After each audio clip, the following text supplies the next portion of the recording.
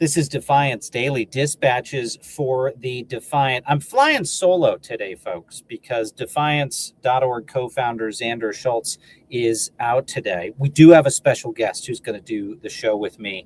The perfect person on the perfect day, or I guess the day before. We'll talk about that. But there's going to be a lot to discuss. Today, we're going to talk about Donald Trump's threats towards the NATO alliance. And guess what? NATO's formerly biggest adversary, Russia, has also been threatening to invade NATO countries. But now, Donald Trump appears to be a bigger foe to the alliance than Moscow. We're going to talk about that today. We're going to tell you why. But then we're also going to talk with our special guest today about the White House Correspondents' Dinner. Now, I normally wouldn't spend a lot of time talking about insidery, pat yourself on the back, pat your belly dinners like the White House Correspondents' Dinner. I've been before. It's an unimpressive rubber chicken dinner event.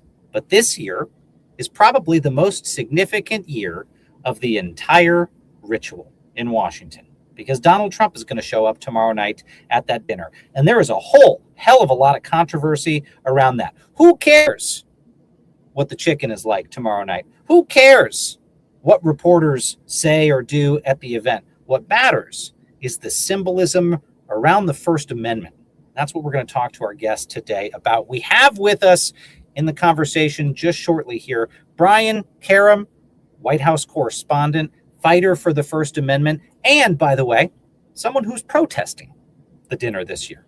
He will tell us why, and he will tell us what he's making for himself for dinner tomorrow night in place of attending that dinner. And then today, because it's Friday, folks, Friday is the second best day on Defiance Daily. Wednesday's the best day. That's when we announce actions we're taking to fight back against Donald Trump's abuses of power. That's why we exist. We're going to keep on doing it until they try to punish us, and then we're not going to stop doing it, and then they're going to keep trying to punish us just like they're doing to nonprofit organizations. They're probably going to come try to sue us. They're probably going to try to throw me in prison again. Doesn't matter, guys. We're going to keep doing it. Going to keep calling out his abuses of power. So Wednesdays are the best because we announce those actions we are taking to fight back against those abuses of power. And they're never going to stop those. They cannot stop those, because even if they disappear me, they can't disappear you. They can't disappear the millions of us in the Defiance. But this is a long way of saying the second best day on this program is Fridays, because Fridays we get to talk about the MAGA losses of the week, how the Defiance in this country is winning, and then we get to give out an award. Fridays are special because we've started giving out the Donald J. Trump Soulmate Award, SOLE, the people who deserve a pair of the shoes that he gives out to his underlings, people who have worked so hard to earn Donald Trump's approval this week in his abuses of power and his corruption, that they deserve to wear a pair of his shoes. We're going to tell you who the finalists are tonight, and we're going to award a winner. And guess what? People get a pair of shoes. We mail them to them because we don't want them to forget that we will not forget. So that's Friday. We got a lot to talk about today. We're going to start the day, though, talking about NATO for a moment here, because this should be setting off alarm bells across the West. The pressure on NATO right now, the North Atlantic Treaty Organization that for more than 75 years has been the backbone of your security and my security and the stability of the West, it ain't coming from Moscow. That pressure is coming from Washington. This week, reporting from Reuters revealed that an internal Pentagon memo, never meant to be public, is circulating options to retaliate against NATO allies who refused to support Donald Trump in his war with Iran. Those proposals, uncovered through that reporting that came out this morning, point to something we've seen before. Donald Trump using his power to go after his perceived enemies. In this case, those enemies aren't domestic political critics. They're not people like me who served in his administration. They are America's closest foreign allies. I'm not sure how long we'll get to say that, though, friends. I'm not sure if we'll get to call them friends after what it sounds like Donald Trump is considering, because those options are serious. They include trying to suspend entire countries from NATO, like Spain, and trying to keep other top countries out of key roles inside the alliance, and even reconsidering long-standing U.S. support for some of those allies, including things like Britain's claim to the Falkland Islands, all because those countries declined to provide basing and overflight rights for a war they were not consulted on and that they did not sign up for. Now, this alleged memo inside the Pentagon frames that refusal to help Donald Trump as a European, quote, sense of entitlement. The idea that allies expect U.S. support without giving it in return. Now, that approach runs into kind of a basic problem, which is that this ain't how NATO works. There is no mechanism in the alliance's founding charter to suspend or expel a member country for not going along with another country's war. Once a country joins, it stays, unless it chooses to leave on its own. And at the core of that agreement, at the core of this alliance, is Article 5, which is the collective self-defense clause of NATO that treats an attack on one member as an attack on all. Now, let me say that again. An attack on one as an attack on all. Not one member decides to go attack another country and everyone's obligated to join them in attacking that other country. NATO doesn't hold that if the United States decides to go blow up Fiji, that every member must participate in blowing up Fiji. It's not how the alliance works. It's a collective defense alliance, not a collective offense alliance. And by the way, there's no provision that allows the United States to scale that commitment up or down based on political agreements or unilaterally kick countries out of the alliance. NATO isn't designed to be a group of aggressors. It exists to respond together when one of its members is attacked. The reaction from allies has been immediate to this leaked memo. Leaders in the UK pushed back, making clear that sovereignty over the Falkland Islands is not up for negotiation. Spain has also stood by its position, saying any cooperation has to remain within international law. And this is happening at a moment when the alliance is already under deep strain. Don't forget, Donald Trump just months ago threatened to use force to go seize parts of NATO territory, to go take Greenland away from NATO. So this isn't just some coincidence that popped up out of nowhere. But then you layer another element on top of this that makes it all vastly worse, which is that the same day this news story dropped about this Pentagon memo of Donald Trump trying to get revenge against NATO countries for not bowing to him, well, European intelligence agencies warned that Russia is rebuilding its military in the wake of the war with Ukraine and could test NATO's defenses within the next year. That's right, that Russia is considering the possibility of attacking NATO countries because it sees an alliance that is weakened. The concern is not only about military strength, it's about whether the alliance holds together if that moment comes. Incidentally, it seems like Donald Trump is doing Russia's work for them. In fact, those European spy agencies note that one of the reasons it appears that Moscow is feeling so emboldened is that they assess the alliance is weakened. Now, who is responsible for that? That's bad news, friends. We're going to stay on that story, and I will just say one thing before we jump on to our next story. This isn't a hopeless situation because Donald Trump, whether he likes it or not, doesn't have unilateral command over NATO. I would know a little something about this because in the first term, Donald Trump wanted to quit NATO. He wanted to leave the alliance, and we had to prevent that from happening. Top officials inside the first administration talked Donald Trump out of his reckless, absurd, selfish plan to leave NATO because the allies wouldn't praise him. The allies wouldn't jump whenever he said jump. It's not the case anymore.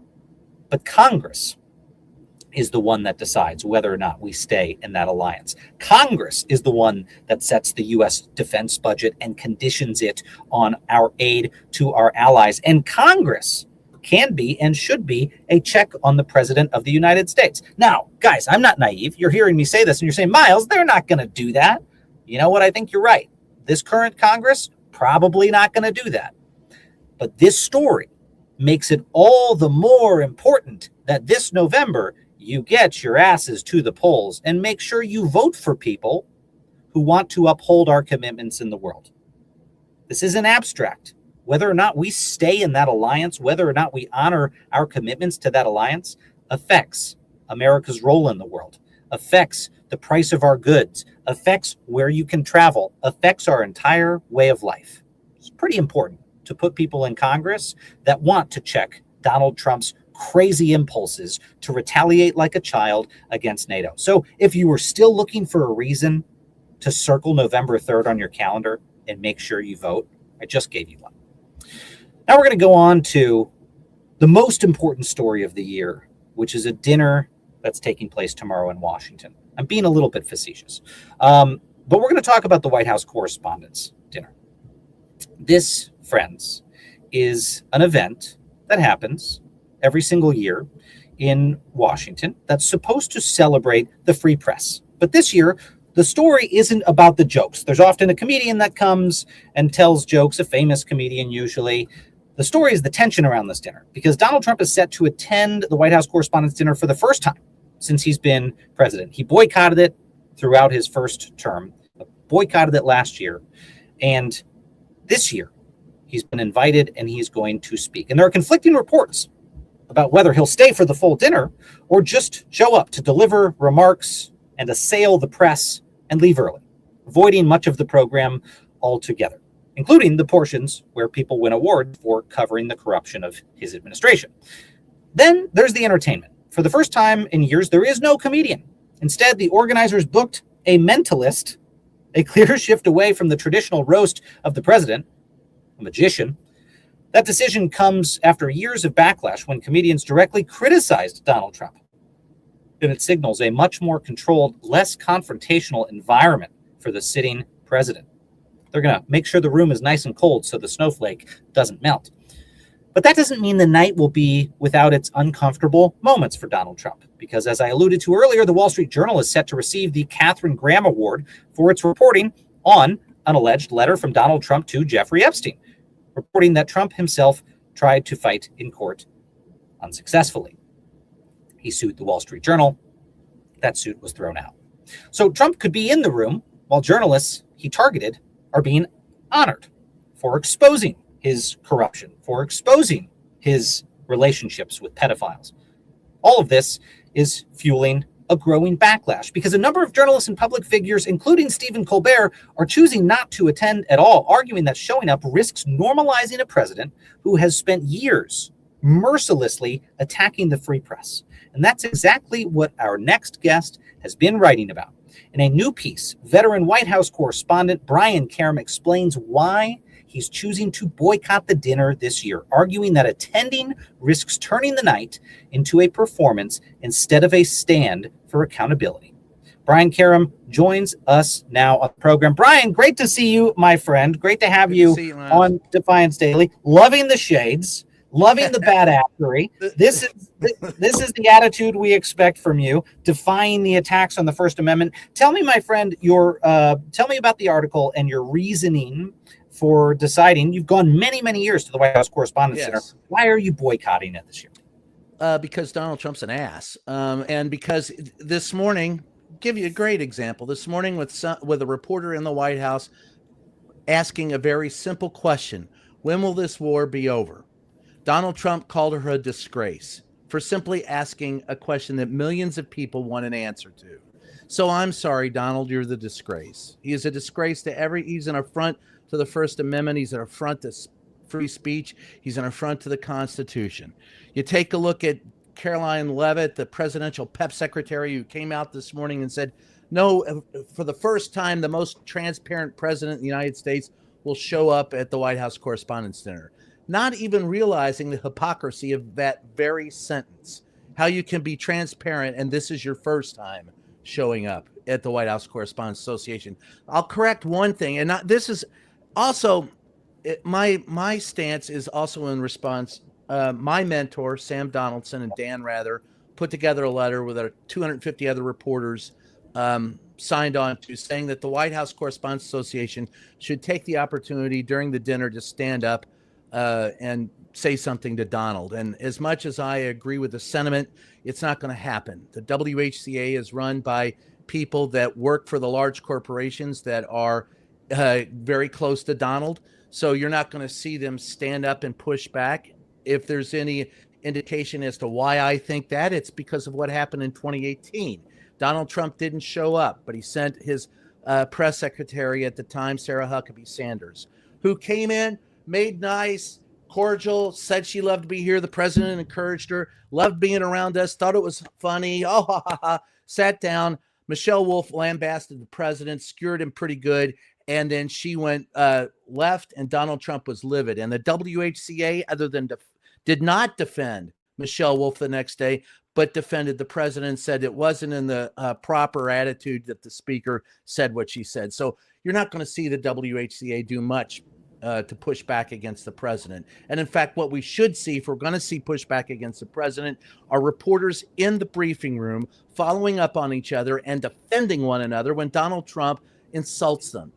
That's the best we can hope for, and we're not getting it. It's not, that's when I first started out, man, the people who taught me were Sam and Helen and Dan Rather and others. And, during the first Trump administration, it was me and Jim Acosta and John Carl and April Ryan. There were a host of us that pushed back against him. Jim and I both lost our press passes and had to fight and beat his ass in court, which we did, to keep them. I challenge, and Jim and I both challenged Donald Trump. If you really are the most transparent president of the United States, let us in the briefing room and let us ask you a few questions. Yes, let's start that petition. Let's start that petition I'm to in. get Brian Karem back in there in the lead, front row, front and center, asking the hard questions. I mean, look, I got to agree with you, man. It's such a farce that this is even happening. To even pretend that this man deserves to be at a night honoring free speech is a disgrace. I mean, you and I, just these two guys, who are we? Who cares? But just these two guys on this podcast have reams of personal stories about him using his power to come after us for speaking freely. This is the man who just a couple weeks ago tried to get every cable network to ban me because he didn't like my criticisms, tried to investigate me for treason, and sicked his supporters on me to threaten my family, all because I've spoken out against him, right? Hey, I'm just one person.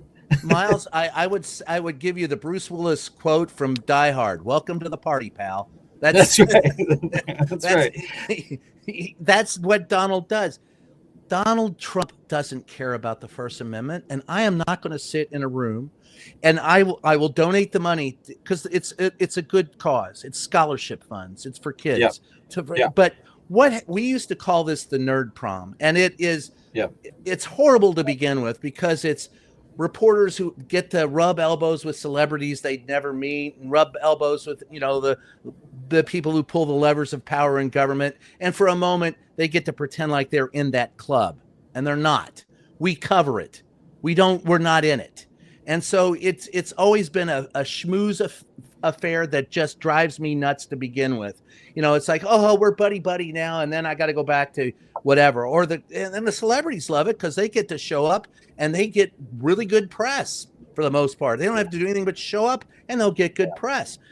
James Carville gave me the perfect description of it years ago. He said that the Correspondents' Dinner reminds him that Washington, D.C. is Hollywood for ugly people. And that's exactly what it is. And I've gone, I've donated, I've done my, a bit with time and God and country. And of course, one year with Playboy, we had probably the best after party ever, which is always better than the dinner itself or the after parties. And Brian's going to write a whole book about that, exposing everything that happened at that party. It was all G-rated. You don't know You're this. You're talking about the after party. That's yeah. I don't think you know this short anecdote, Brian, but originally when I wrote my first book, I had pledged that I was going to donate the proceeds, or the vast majority of the proceeds, to the White House Correspondents Association for scholarships for journalists in defiance of Donald Trump. And I'm glad that that's not the organization I ended up donating to, because even though the scholarships are important, there are much better organizations that help raise the next generation of journalists and pro-democracy fighters that can aren't willing to recommend many of them. capitulate to the person doing damage. And so I ended up going and supporting a couple of other big pro-democracy organizations, giving away the vast majority of those proceeds to those groups. And gosh, I would feel ridiculous now if I had gone and supported White House Correspondents Association, given this obvious capitulation. Look, I mean, I support the journalists and I still support the scholarships, but this wouldn't be the place that I would go donate my money. Let me riff on that a little bit. Yeah. During COVID, I was asked by the WHCA. I stood in. We weren't technically allowed in the room. We were allowed to stand outside of the room, and they had limited seating, like 17 seats in the Brady briefing room because of distancing, because of COVID. So I stood in the back. One day there was an empty seat, and the WHCA board asked me to take it so that a far right wouldn't take it. It was on that day, sitting in the very last seat, that I raised my hand and asked Donald Trump if he would accept a peaceful transfer of power, and he said he wouldn't. Very important question. It was used when they went and they impeached him the second time. Afterwards, the WHCA, because that interaction went viral, they had complaints that I was there, and I was my acceptance in the WHCA was no longer available. They would not renew my membership. And then they came back to me a year or two later and said, "Oh, renew your membership." And at that point in time, I felt like Groucho Marx, and I didn't want to be part of a group that wanted me as a member anymore. They don't stand up for reporters. They stand up for themselves. The board protects the board. The board protects their access to the president, protects their ability to be there, and does not help out the rank and file reporter, and hasn't since Helen Thomas was the president of that organization. And do I expect them to stand up to him tomorrow night? They wouldn't stand up to him when he banned us from the upper press area. They won't stand together when he goes after reporters. They ceded their authority to pick who's in the press pool to Donald Trump. They've shown nothing but fealty. And I remind everyone that when Barack Obama went after Fox, we all stood up for Fox. Yeah. We all did. No one stands for them. No one stands for anybody else there anymore. It's every man for himself, or every woman for himself. And Donald Trump can sit there and insult reporters and women and make the most misogynistic comments, and no one speaks up for each other. We don't follow up each other on questions. The WHCA is a pale shadow of its former self. It should be disbanded. Well, Brian, let's talk a little bit about the Wall Street Journal receiving the Katharine Graham Award for the reporting on Epstein, and also the significance, of course, of Donald Trump. I think he had sued the Wall Street Journal for $1 billion over that story. I want $1 billion. That's right. That's right. That story about the salacious birthday card that he wrote to Jeffrey Epstein that he claims he didn't write because he cannot draw, and yada yada yada. I wouldn't call that a drawing, so that means he did it. There you go. That's right. There's no way he's going to stay for that award being issued, and of course, there's going to be a lot of journalists in the room who have done intensive investigative reporting on his administration. What do you think he's going to do? I suspect he's going to directly criticize the Wall Street Journal and those reporters, and he's probably going to use that opportunity to launch more attacks on the First Amendment. Yeah, well, and I love that picture right there. Like I said, that proves that he did it, because it's a horrible drawing.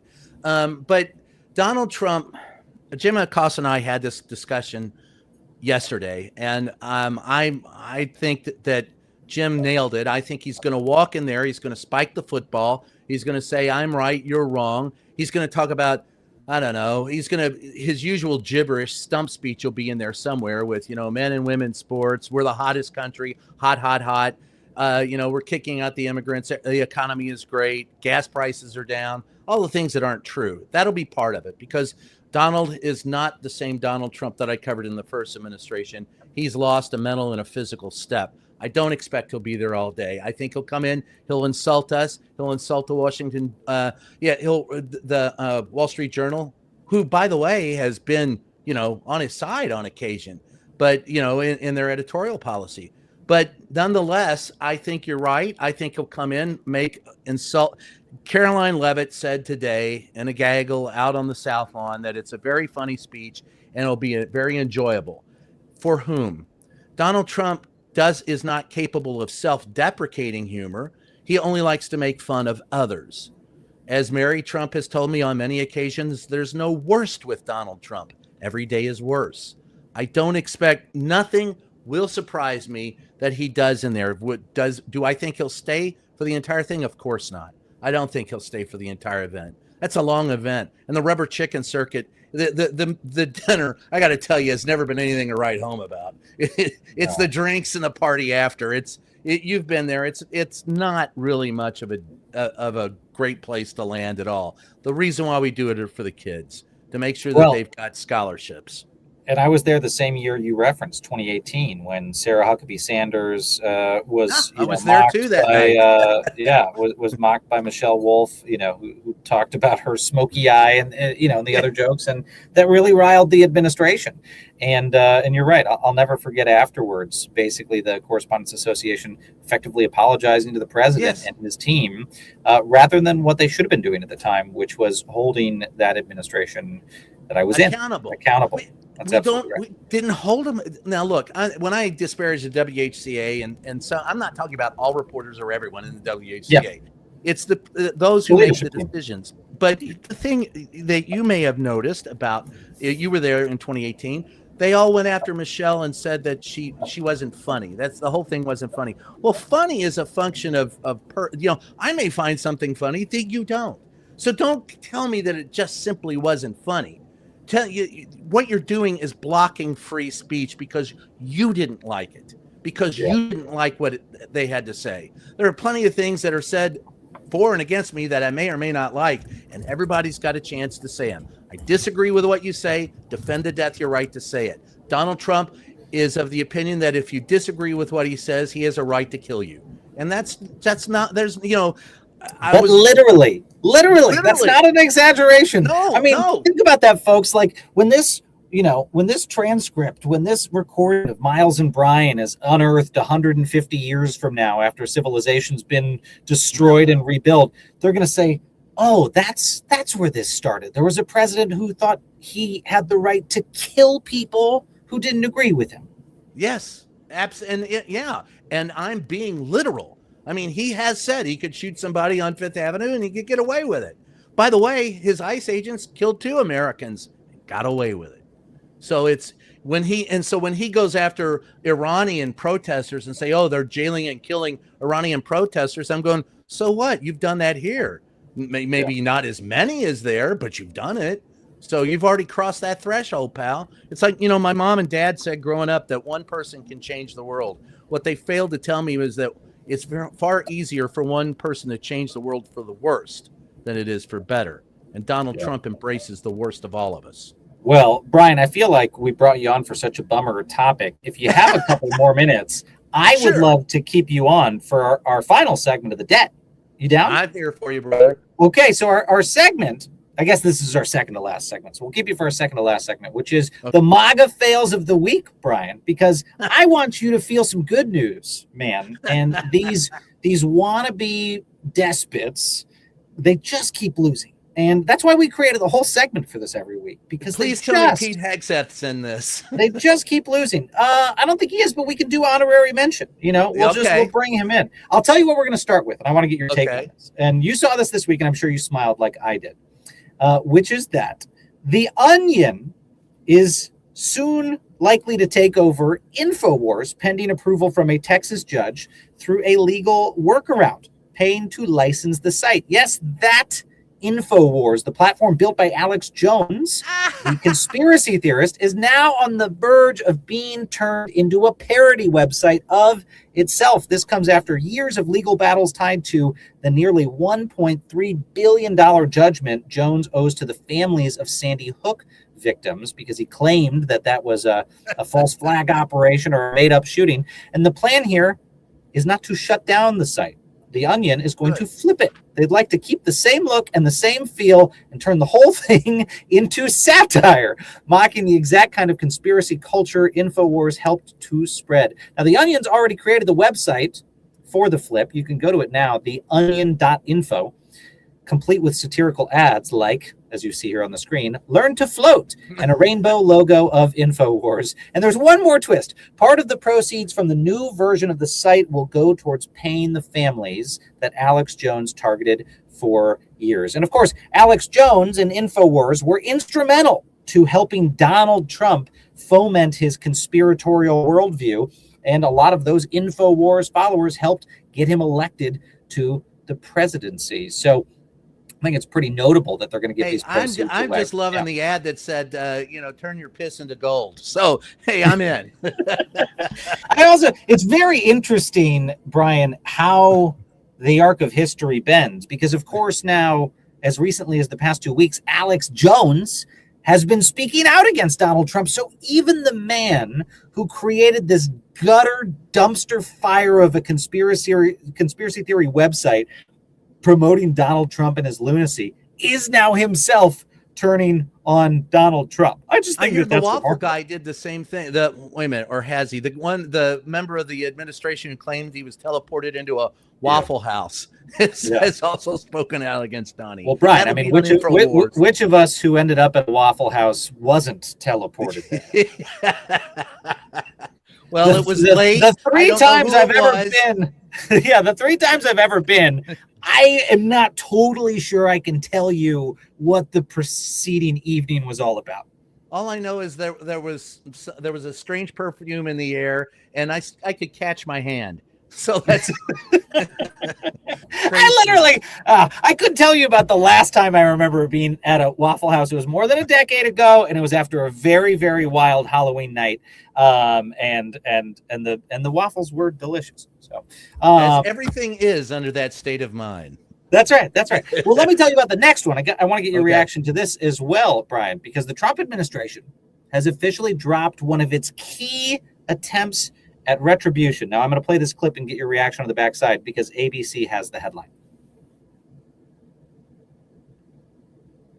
Janine Pirro says the Department of Justice is dropping the criminal probe of Fed Chair Jerome Powell. The DOJ was looking into whether Powell misrepresented renovation costs for the Fed's Washington headquarters, but senators from both parties have been threatening not to confirm his replacement until the administration dropped the investigation. So when they no, we're gonna have to get that sound effect. The no. I mean, they're having to drop these revenge investigations, Brian, because there's nothing there. Well, and if you're going to investigate the money he spent on that, are we going to investigate the money Donnie has spent on tearing down the East Wing and what happened to all the stuff that was in there? Because we have continued to ask. We watched them.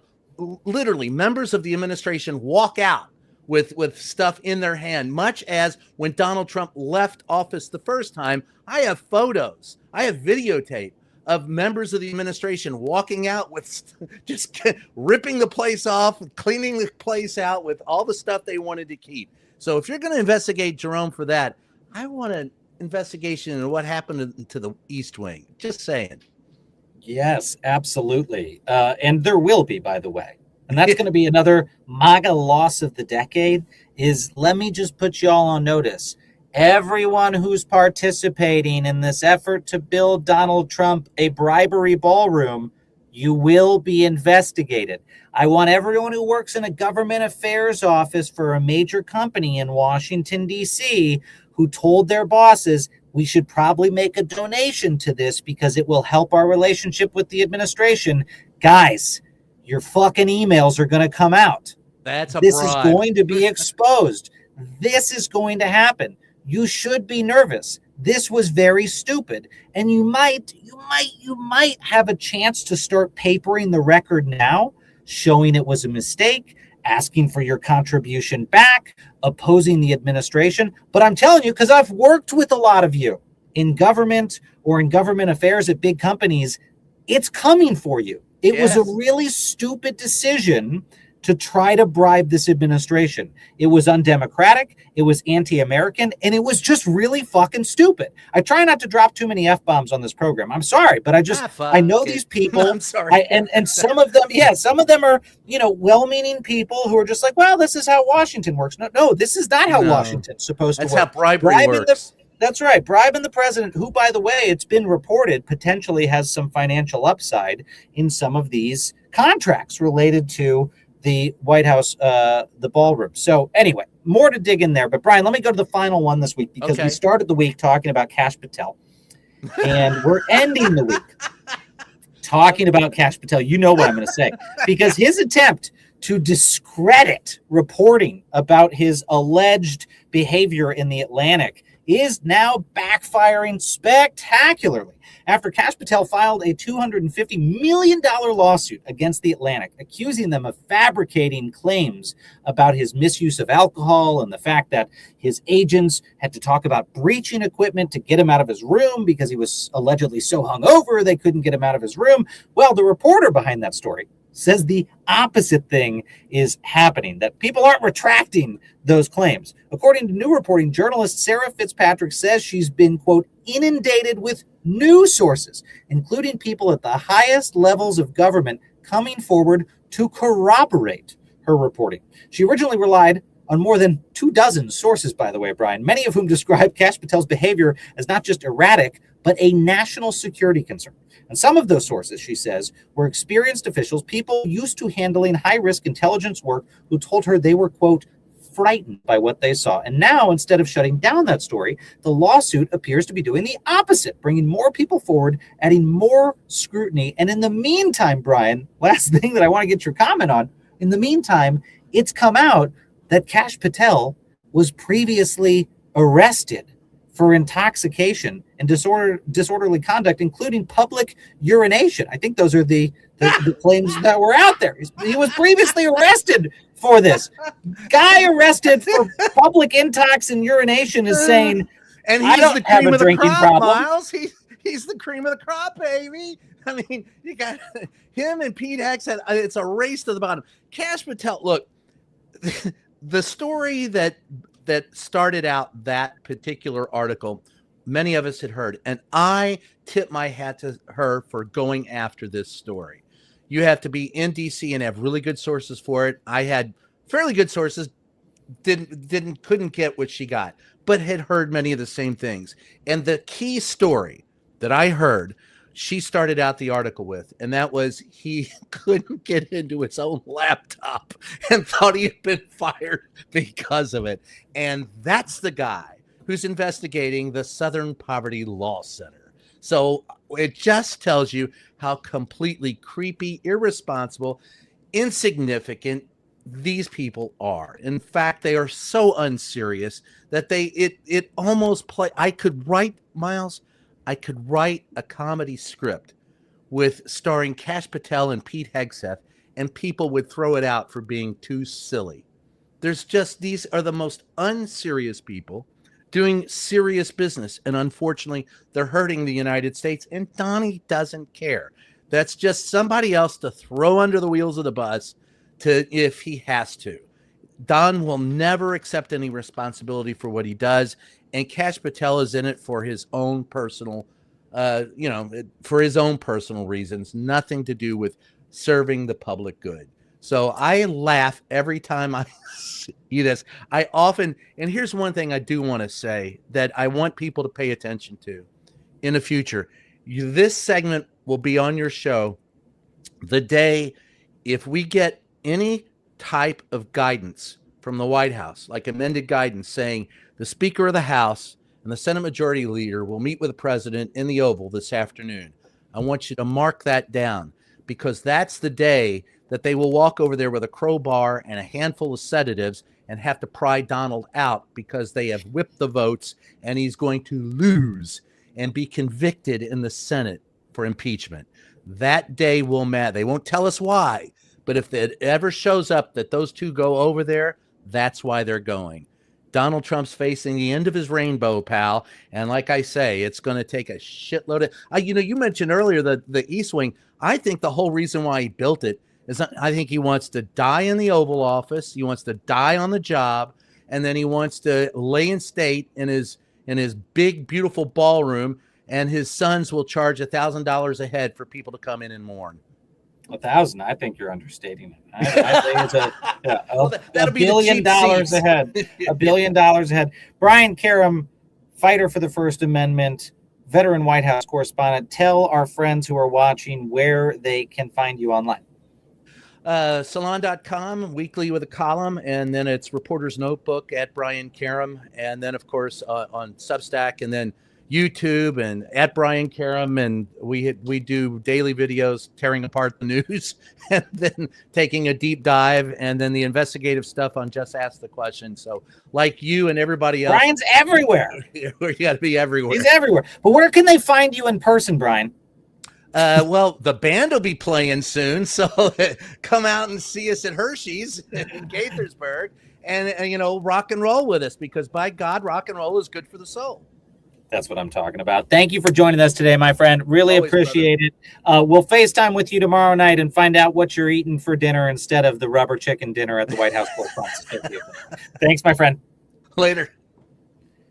A true original, Brian Karem, folks, and really a fighter for the First Amendment. If you did not know, Brian Karem was willing to go to jail rather than give up his sources. That's what kind of guy he is. You should follow him on social media. And speaking of, before we go to our final segment of the day, if you're just wandering in here online and asking, who the hell is this guy? What is he talking about? Well, let me tell you. I want you to go to defiance.org. You don't have to sign up as a paying member of the club if you don't want to. You can sign up for free and get updates, because we are an organization focused on fighting corruption and fighting Donald Trump's abuses of power. That's why we exist, and we want you in that fight. In fact, I'm delighted to say that this month, this podcast, this broadcast, Defiance Daily, broke into the top 20 news podcasts in the world, according to Good Pods. And that's because of all of you out there who have made this possible, who've said, no, you know what? I'm not going to capitulate as someone comes into power, tries to abuse that power to enrich themselves and to oppress free speech. I'm going to defy it. It's why we exist. And we continue to highlight the stories you need to know about. And as I said earlier in this program, we don't just highlight those stories. Unlike the other programs that are just navel gazing about how bad it is in the world, oh God, what can we do? We actually do something about it. 100% of the proceeds to defiance.org go to helping us fight back against those abuses of power. You support with those contributions a tiny team that's focused on doing that, and a tiny team that creates outsized impact by teaming up with some of the best pro-democracy organizations in this country in real time to push back against those abuses of power. Every week, our Club for Courageous Americans looks at the gravest damage being done by this administration and what we can do specifically to reverse it so that the sinew of democracy is still there when this is all over. So check us out at defiance.org. Consider signing up as a paid member. We end today, as we have taken to doing on Fridays, by awarding the Donald J. Trump Soulmate Award. Now, we usually close out by highlighting people standing up to power on most other days of the week. But this segment is different on Fridays because we highlight the people who didn't push back. We highlight on Fridays the people who leaned in, the people who capitulated, the people who enabled, the ones who don't just follow Donald Trump, the ones who laced up and walked right behind him, helping to advance his wannabe dictatorship. Yes, it is time for that Donald J. Trump Soulmate Award. And I'm going to tell you who the finalists are this week. And by the way, quick aside, and I'm going to say this every week, if you don't know why we're calling it the Soulmate Award, it's because of this story from the other month of Donald Trump giving out pairs of his favorite shoes to his lieutenants, who are dutifully wearing those shoes around Washington, even when the size he gives them doesn't fit. You can't make that up. People who are so slavishly devoted to Donald Trump and enabling his corruption, that they will wear floppy clown shoes like Marco Rubio apparently did in January on Capitol Hill, rather than challenge the president of the United States. So who this week is deserving of a pair of shoes? Well, our first nominee is a man named Robert F. Kennedy Jr., who runs the Department of Health and Human Services. RFK Jr. tried to praise Donald Trump's drug policy, claiming that Trump has reduced drug prices by 600%. Yes, he said reduce drug prices by 600%. A number so off, it raises a simple question. Does he not understand math? Or does he think you don't understand math? Take a look. Democratic senators who was questioning me during the hearing, and she was ridiculing President Trump for his math. She was saying, it's mathematically impossible to have a drug drop by 600% cost, which he had claimed. And I said, well, if the drug was $100 and it raised the price to $600, that would be a 600% rise. If it drops from 600 to 100, that's a 600% savings.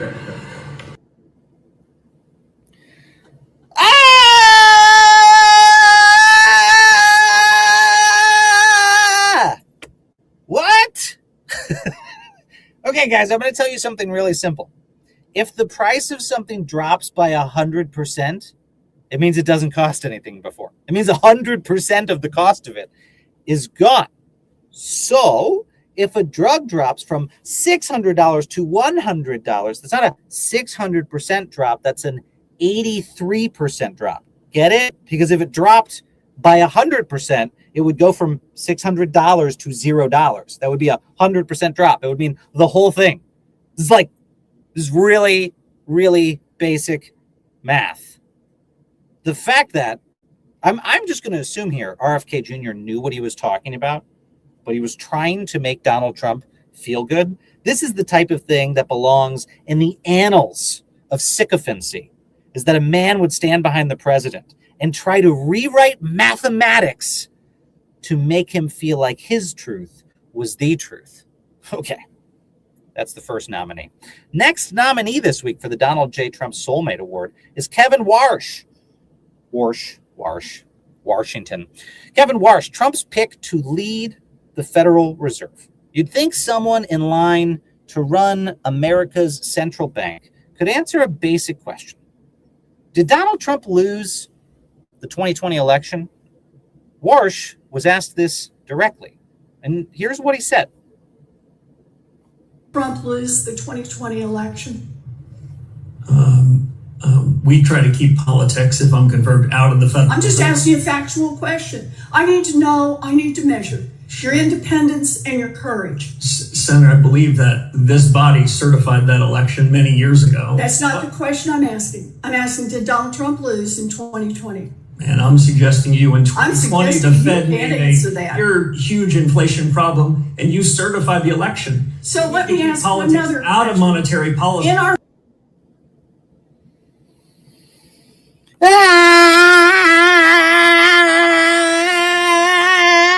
I'd scream louder, but I don't want to blow your ears off. If you've got your AirPods in, what is happening? Guys, really, let's just strip it all away. Let's just forget about all of the daily chaos we're seeing. Why can grown men not answer that question? I don't care if you're tuned in and you're a MAGA Republican that voted 3 times for Donald Trump. You know how silly it would feel. You've got to know how silly it would feel to say, I can't tell you who won in 2020. It's very obvious. None of these claims of fraud. It's been 6 years. None of them are real. They're not real. No court found that they're real. Donald Trump made it up in his head. I'm telling you, I worked for the man. He made it up in his head because he didn't want to leave office. Do you think Donald Trump had some sort of secret hotline after 2020 where he was told about all the fraud in the election, but he didn't tell the rest of us what it was? Because almost instantly he said it was fraudulent. Where was he getting that information? He wasn't. It's not real. It wasn't fraudulent. Donald Trump lost in 2020. Joe Biden won. And the fact that his people cannot admit that shows you they are so scared of the big man. They're so scared of him that they've got to believe his lies. Or in the case of RFK Jr., they will rewrite all of mathematics to flatter him. We're going to go to our final candidate this week for the Donald J. Trump Soulmate Award. And oof, she has deserved these shoes for a long time. Her name is Maria Bartiromo. She works at CNBC. And this week, Eric Trump was awarded a $24 million Pentagon contract. Oh, sorry. Maria Bartiromo works at Fox. I don't know why I said CNBC. Maria Bartiromo works at Fox. Okay, she's a Fox journalist. You see her. She's got a Sunday show. And there's someone she had on this week, Eric Trump, Donald Trump's son. And she brought him on to sort of do a victory lap about this $24 million contract he'd won. One of his companies won a contract with the Pentagon. And there was a laudatory segment talking about this victory. But wait a second. Is there not an obvious conflict of interest here? While others are raising flags of corruption, Bartiromo is rolling out the red carpet. Take a look. Company's chief strategy advisor, Eric Trump, President Trump's son. Congratulations to you both. Thank you so much for being here. Thanks, Maria. Thanks for having us, Maria. Guys, she said it. She said the most important part in the introduction of that clip. She's got a company on to talk about this great contract they won at the Pentagon. One of those people from the company is the son of the president. Okay. I'm going to give you an example. I want you to pretend that we're back in 2023, and I want you to pretend that Hunter Biden goes on CNN and that they have a segment and they say, "We are so excited to welcome Hunter Biden onto this program, representative of Burisma. He's won this huge contract and he's making money from the federal government, and we're going to celebrate him on this program." What? Conservatives would go ballistic and say, why are we having the president's son on television to celebrate somehow winning government contracts that his dad is in charge of? That would be crazy. But Maria Bartiromo, she don't want to point that out. She doesn't want to point out the conflicts of interest. She wants to celebrate. Well, she seems very deserving of this award, but you can't always win. So let's just find out. Let's just find out who wins this week. Let's find out if those nominees, you probably have in your head who's the most deserving. Well, we're going to tell you who Defiance Daily thinks between RFK Jr. and Kevin Warsh and Maria Bartiromo, who deserves the shoes this week. The winner is, drum roll please, Kevin Warsh, the nominee to run the Federal Reserve. I know he's in the works of being confirmed, so he might not yet have been gifted his very own pair of Donald Trump's shoes. Certainly he was auditioning for them. Certainly he's hoping he'll get a pair of those shoes. Why else would he deny the obvious about who won the election in 2020? Well, Kevin, you don't have to wait any longer. We've got you covered. Kevin, the shoes are in the mail. That's our show for you this week, folks. We've got a couple of minutes to take questions from Defiance.org members. If you are a Defiance.org member, you can go into the chat on Substack. Only Defiance.org members can comment in the chat, and you can ask your questions. Any questions, feel free, let them rip. We got a couple of minutes before I've got to take off. And if you want to send well wishes to our friend Xander Schultz today, I'm sure he would welcome them. It's a good day to send him well wishes, but he'll be back with us on Monday. Ken Gilbert, longtime friend of the program, longtime Defiance.org member, asks, will Trumpy make him another temp if he's not confirmed? Well, Ken, I know you're talking about Kevin Warsh here. I don't know what Donald Trump will do, but I can tell you this, Ken. More broadly, one of my concerns is we've only just seen the very beginning of Donald Trump reverting back to the acting secretaries. Okay, this is something people vaguely remember from the first term, which is that as Donald Trump's presidency went along and got crazier and crazier, the people he was putting in charge were less and less confirmable by the United States Senate. And so what did Donald Trump do? He just stopped trying to get them confirmed. He just left them in their jobs. In some cases, beyond the point that they were allowed to be in those jobs under federal law. One of my former friends, a man named Chad Wolf, was the acting Secretary of Homeland Security beyond what federal law allowed. He stayed in that job way into overtime. So was his deputy, Ken Cuccinelli. And guess what? At the time, there were no consequences for that. There were no consequences. And you know why Donald Trump said he loved acting secretaries? Basically because they would grovel. His concern was that if these people got confirmed into the job, they weren't auditioning for anything. They had no reason to keep sucking up to him, or not enough reason in his mind. So he said, I was there one of the times, he said, why he likes the actings and he wants to keep actings. Ken, that's a concern, of course, my friend, as you know, because if the Senate's not offering advice and consent, then what incentive does the president of the United States have to even put semi-competent, partially competent, like even a modicum of competence in those jobs? He doesn't. There's no incentive. He can put whatever crazy sycophant he wants. And now, don't get me wrong, we've got the most sycophantic cabinet in the history of the United States of America right now, historically sycophantic. Just think about the types of people Donald Trump would put in, the unconfirmables. Think about the Matt Gaetzes of the world, who they realized they weren't going to get through even a MAGA Senate. Well, there's nothing to stop Donald Trump from putting the Matt Gaetzes of the world in cabinet positions if he wants to just blow past the law, blow past advice and consent, and ignore the U.S. Constitution. And it is something that I worry, Ken, will indeed happen. What can be done about it? Well, I can tell you, the U.S. Congress has a lot of levers over the executive branch. And if it would just exercise them and exercise its prerogative, they could stop Donald Trump from doing these things. The question is, what kind of Congress will we have after November? That's not up to them. It's up to us, guys. Alice asks a question, what size shoe do you send? Well, actually, Alice, I'll be honest with you. I made a misstatement earlier. I said to Kevin Warsh, the shoes are in the mail, but I'm going to tell you literally right now.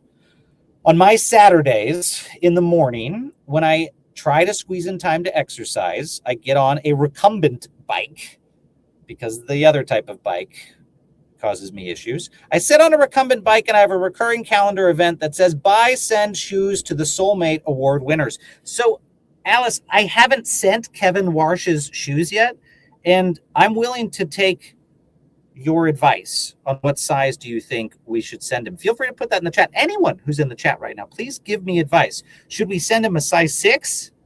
Should we send him a size, I think size 14 is the biggest, floppiest size that they have. I know this is a little facetious. Maybe it's too facetious for some of you. But I'm deadly serious about this. People like Kevin Warsh, people like Scott Jennings, these people we've awarded the Soulmate Award to, guys, they need a physical reminder of the cowardice. No, you shouldn't harass them. No, you shouldn't stalk them. No, you shouldn't dox them. That's the wrong thing to do. They need humor to highlight that cowardice. They need to see in the mirror how embarrassing it is that they are selling out their country for the short-term temporary safety of the adoration of the man in the Oval Office. They need to be reminded of that. And I sincerely think a pair of oversized shoes showing up at their door with a message of why is that type of reminder, because they know deep down inside, all of them know deep down inside that what they're doing is wrong. They need to be reminded. But Susan, I'm willing to take recommendations on shoe size. Alice, I'm willing to take recommendation. Susan says, how small do they come? And Susan, I think the answer is size 6.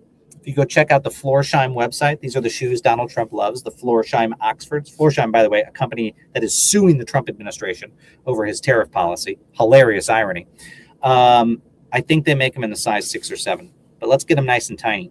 Or we can make them big. I just don't want to get him the right size.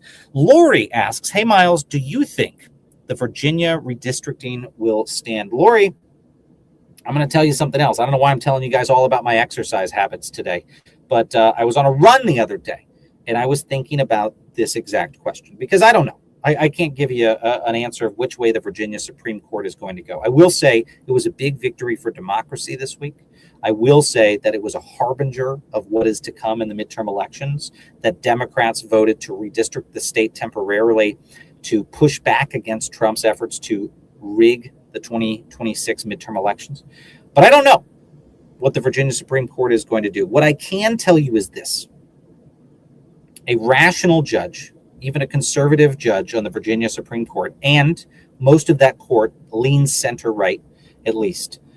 A rational judge won't just be weighing, hopefully, what their views are on the actual ballot measure. They will be weighing the consequences of overturning the popular will.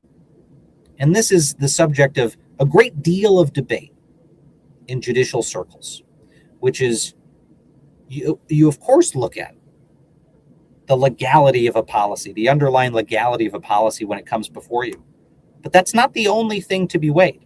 When something has been implemented by the popular will of the people, that takes on special significance. That's not just some random bureaucrat in Virginia's bureaucracy who said, hey, I'm going to redraw the lines the way I want. That is the people themselves. The people themselves who, by the way, have the ability to rejigger Virginia's Supreme Court, who have the ability to change Virginia's laws. The people are their bosses. And the people just decided this ballot measure. This is why if you go back in time, for those of you who remember when John Roberts in 2011 upheld Obamacare, at the time, a lot of conservatives were furious at him. They said, John Roberts, you were appointed by Donald Trump. John Roberts, you should know better. John Roberts, you should strike down this illegal healthcare law in the view of conservative jurists. But John Roberts, in that decision, whether you agreed with it or not, he weighed that factor. He said, you may not like Obamacare, but this was passed by the United States Congress. And the better remedy than an unelected group of Supreme Court justices throwing it out is the people deciding that they don't like that bill, the people deciding to modify it. And they largely kicked that back to Congress. Now, I'm not trying to laud the Chief Justice here. There's a lot of reasons to criticize the Chief Justice, especially this week. Maybe we'll get to that in our coverage next week. But that is something that I hope the Supreme Court justices in Virginia weigh as they consider their decision, is that even if some of them view gerrymandering negatively, which they should, we all should, but this isn't just straight gerrymandering. This is rebalancing with a sunset. I hope they'll consider what it might mean if they overturn the popular will. It's a very, very volatile moment. And hopefully they don't do something like that. But Lori, we're going to be watching closely. We will see what happens. But even if they overturn the redistricting, I think you will see such widespread popular dissatisfaction that some of those red districts will just become blue because the turnout will be so extraordinary among the political opposition. So have heart, friends. Right will win in the end if we show up. That is our program for today. Thank you for watching Defiance Daily. Please go check out defiance.org. Sign up. If you get annoyed with us, unsubscribe. That's okay. I'm not here to tell you just subscribe so I can be in your inbox every day. I'm in this fight until this thing is over. I'm genuinely worried about what's happening to our country. I also, it may surprise you, remain a political conservative. Doesn't mean I'm a Republican. I'm not a registered Republican. Doesn't mean I'm MAGA. I'm definitely not MAGA. I'm a political conservative. I'm a small L libertarian. Who cares? None of that matters. I don't care if you're a socialist. I don't care if you're a libertarian. I don't care if you're a center-left Democrat. Those labels do not matter right now. What matters is there is a man and a group of people around him that have taken over the executive branch of this country and are weaponizing its powers for their own purposes. This is in their words, for revenge, for retribution, actively dismantling the guardrails of our democracy. It's not okay. And we're not going to capitulate. We are going to defy it. That's why this organization exists. This nonprofit club of courageous Americans exists to highlight those abuses of power and to do something about them. And not just for this moment, and not just because of Donald Trump, but because we should not let the president of the United States set a precedent that these abuses can happen. I just as much do not want a Democrat to do the things Donald Trump is doing as I don't want a Republican to do them. This is about protecting our country in the long run. This is about throwing the bullshit out the window, restoring the rule of law, and making sure that this republic survives the century. Because right now that's in doubt. But you know what, guys? It's not just happening to us. It's happening because of us, whether you voted for the man or not. If you were silent in those elections, if you didn't show up, you've got some culpability, but it's never too late to do the right thing. We are banding together. We are defying. We are going to protect this country. We are going to protect the rule of law. We're going to advance democracy into the end of this century and beyond, and we're going to do it together. Come join Defiance.org. Go check it out. And a big thank you to everyone who has made this possible. If you missed our weekly mission brief, go check out our news website, Defiance.news, and take a listen because we had a great announcement this week of an effort to stop the secret ICE prison camps. Go check that out. And you can also check that out at gtfoice.org. If you have not yet signed up, gtfoice.org. It's a rapid response network to help make people aware if these are coming to their communities so they can have a say about whether secret prisons and prison camps show up around where they live. Once more, thank you everyone for your courage. Thank you for being a part of this effort and this movement. Go enjoy your weekend. Don't tune into the White House Correspondents' Dinner. Try to tune out of the news all weekend if you can. Go touch grass, as the kids say. And we will see you Monday at 5 p.m. Eastern. Until then, as I always say, stay loud, stay brave, and stay together. Thank you so much, friends.